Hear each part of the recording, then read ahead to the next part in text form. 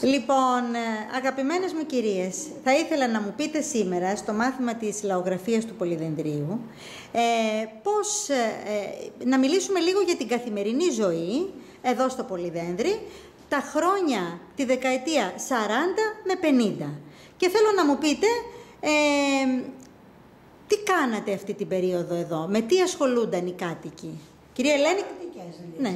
Πήγαινα στα χωράφια, σπέρναμε ρεβίθια, σπέρναμε στάρι, σπέρναμε φάβα, όλα τα αυτά. Και πηγαίναμε και εμείς τα παιδιά κοντά με τους γονείς που πηγαίναμε. Ναι. Και αν ήταν το χωράφι μακριά, όπως έχουμε στη λίμνη του Μαραθώνος που έχουμε χωράφια τόσο μακριά, έπρεπε να πάρουμε τα ζώα, έπρεπε να πάρουμε την γλώσσα με τα πουλιά, τις κατσίκες και να μείνουμε εκεί τα βράδια να θερίζουμε το βράδυ που είναι δροσιά. Πόσες μέρες δηλαδή μένατε εκεί? 15 μέρες εμείς κάναμε τη μάνα μου, εγώ και η μάνα μου. Ερχόταν και ο αδερφός μου που ήταν μικρός ο Τάσος και μας μαγείρευε, παιδιά. Γιατί ήταν μικρός, δεν ήξερε να θερίζει και μας μαγείρευε. Ο πατέρας μου είχε πεθάνει, δεν ζούσε. Και καθόμασταν 15 μέρες. Θερίζαμε, τα δέναμε δεμάτια, τα κάναμε θυμονιά και μετά τα κουβαλάγαμε, τα φέρναμε στα λόνι στο χωριό. Που τα λονίζαμε. Με τα ζώα. Με τα ζώα. Με τα ζώα γινόταν αυτό. Ναι. Και ο αδερφός μου ήταν μικρός και είχαμε φασόλια, είχαμε φάβα, είχαμε οτιδήποτε και μας μαγείρευε σε ένα τσουκαλάκι χάμου στεγεία. Ανοίγαμε μία γούβα, είχαμε μία συντηροστιά και μας μαγείρευε και τρώγαμε γιατί κουράζαμε το θέρος, είναι πάρα πολύ δύσκολη η δουλειά. Και από εκεί ύστερα ερχόμασταν στο χωριό για να λονίσουμε. Μάλιστα. Το θέρος μετά ναι. Ύστερα εμείς τα παιδιά είχαμε 5-6 προβατάκια, πηγαίναμε φυλάγαμε τα προβατάκια. Οι γονείς πήγαιναν κάνανε κούτσουρα και κάνανε καμίνια. Αυτά τα καμίνια τα πουλάγαν το κάρβουνο. Τι είναι τα καμίνια, για πέστε μας λίγο έτσι πιο αναλυτικά. Κυρία Κυράστο. Πώς να σου πω, κούτσουρα. Ολόκληρο σαν βουναλάκι έτσι τη μέρα, σαν πυραμίδα. Ναι, ναι. Και μέσα ήταν όλο ξύλο κουζουβέι. Και απ' έξω το ρίχνανε όλο χώμα, το σκεπάζανε, το καμίνι και αφήνανε μια τρύπα από πάνω.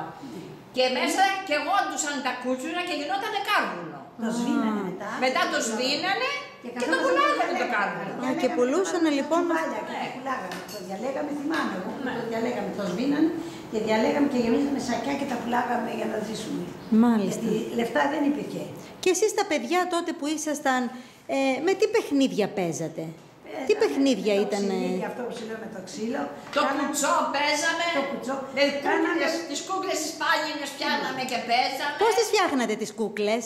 Πώς τις φτιάχναμε? Ναι, ναι. Ανέβαμε ένα διχαλό ξύλο για πόδια. Ναι. Έτσι τόσο.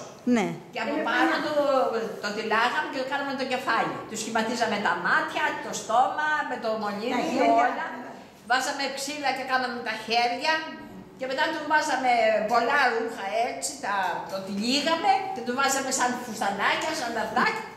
Ό,τι πανιά είχατε δηλαδή. Μόνοι μας τα φτιάχναμε, μόνοι μας. Ναι, ναι.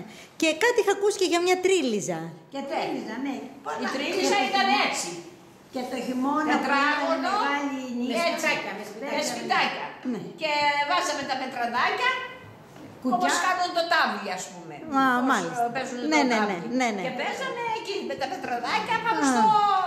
Ύστερα οι γονείς μας πίζανε τυρί με το γάλα που αρμέγαμε, πίζανε τυρί, φτιάχνανε μιτζήθρα για το σπίτι. Φτιάχνανε βαρέλι με τυρί και φερνάγαμε όλο τον χρόνο. Μιτζήθρες, όλα αυτά τα κάνανε με τα προβατάκια που είχαμε. Ωραία. Και παίζατε και γούβες, κάτι είχα ακούσει για ένα παιχνίδι με... Μπαλάκι. Ναι, μπάλα. Το μπαλάκι το ρίχναμε έτσι και πήγαινε στη γούβα.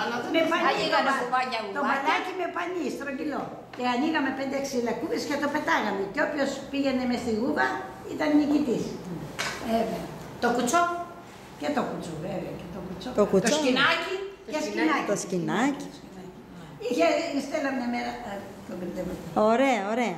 Και στο σχολείο πηγαίνανε τα κορίτσια, μόνο τα αγόρια, όλοι μαζί, τι κάνατε? Όλοι μαζί. Εμείς που πήγαμε και μας έπιασε η κατοχή, ένας δάσκαλος σε όλο το σχολείο. Κάναμε πρωί-βράδυ. Πρωί, απόγευμα σχολείο με ένα δάσκαλο. Με ένα δάσκαλο. Και πηγαίνατε, ερχόσασταν το πρωί, σταματούσατε το μεσημέρι. Και 4 η ώρα το απόγευμα μέναμε πάλι. Και το χτύπε η καμπάνα. 3 ώρα η καμπάνα για να πάμε στο σχολείο. Αντί για το κουδούνι λοιπόν που έχουν σήμερα τα παιδιά, εσείς είχατε την καμπάνα. Και όλοι είχαμε από ένα κουτσουράκι, από ένα ξύλο για να φέρουμε για να ζεσταθούμε το χειμώνα. Στη σώμα.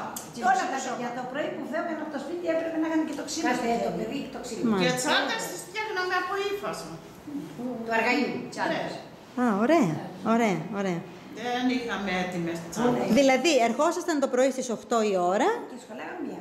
Σχολάγατε μία, πηγαίνατε σπίτι για να φάτε, φαντάζομαι. Να ξεκουραστούμε, να διαβάζουμε μια Διαβάζαμε πάγια. Ή λίγο. το λέω. Και μετά ερχόσασταν 4 με. Έτσι.